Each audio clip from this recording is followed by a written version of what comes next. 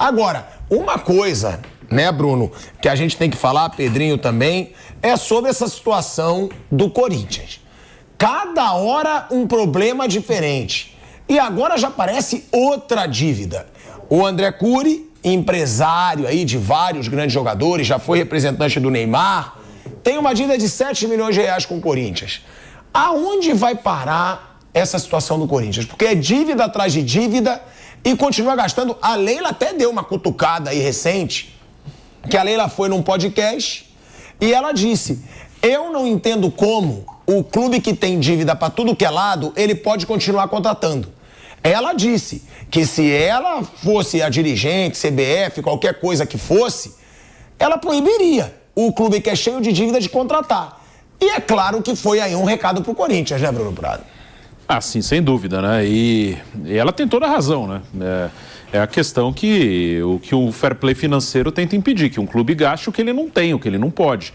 Mas aqui não tem fair play financeiro, então as consequências acabam sendo no campo e às vezes demora um pouco para acontecer. Acaba sendo no campo porque tem uma hora que você não tem mais dinheiro, por mais que você gaste o que você não tem, tem uma hora que não tem mais de onde tirar e você acaba tendo problema. Jogador indo embora na justiça, você não consegue pagar salário, cria um clima terrível num clube onde atrasa salário toda hora, você não consegue contratar mais bons jogadores, então você acaba sofrendo as consequências, mas não por uma lei, né? É mais pelo acúmulo de um monte de coisas, chega uma hora que fica insustentável.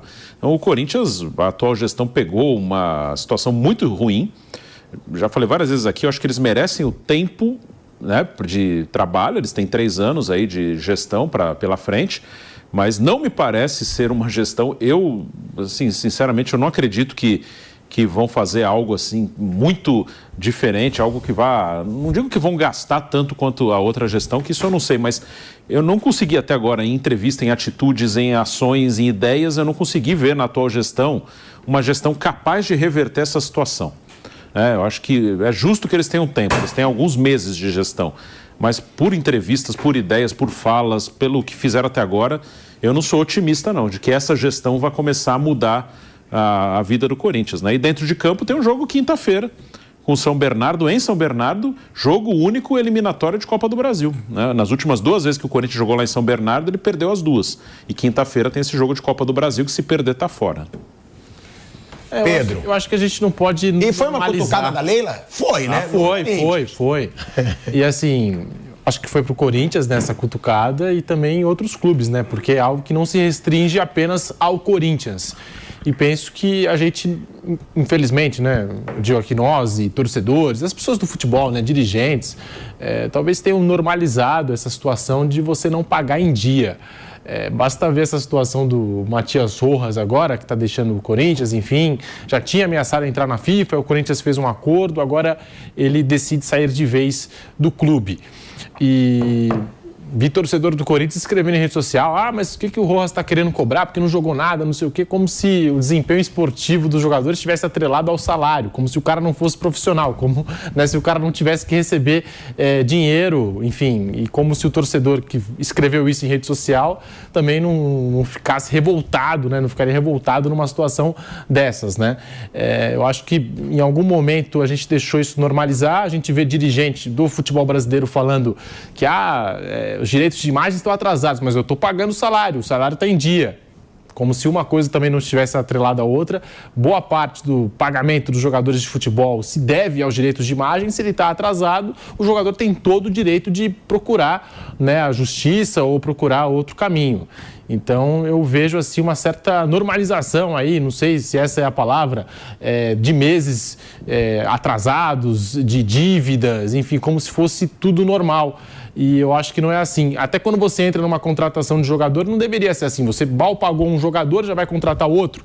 Então, eu concordo 100% com o que a Leila Pereira falou. A Leila deu essa cutucada, né, Flávio?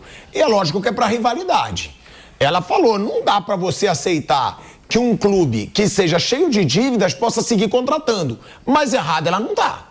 Não. Foi uma crítica, só que, como é que pode? O clube que não tá pagando ninguém, e não é só o Corinthians, não, são vários no futebol brasileiro que fazem isso, continuar contratando. Não é uma coisa séria, né?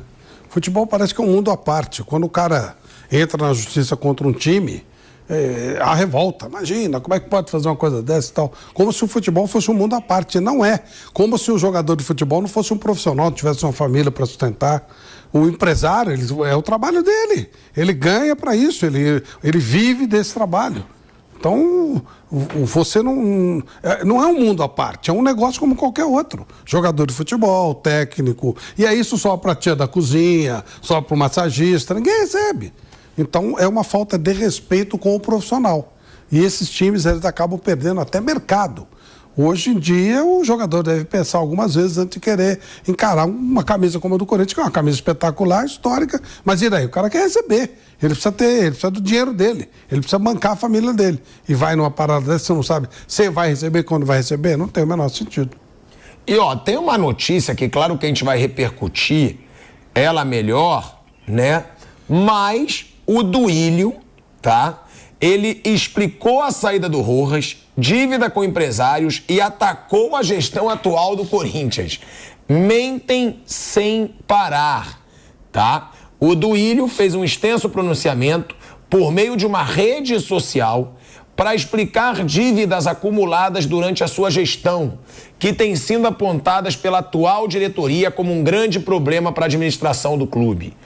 A atual direção do Corinthians, representada por Augusto Melo, foi procurada, mas não respondeu ainda ao pedido de resposta sobre as declarações do Duílio.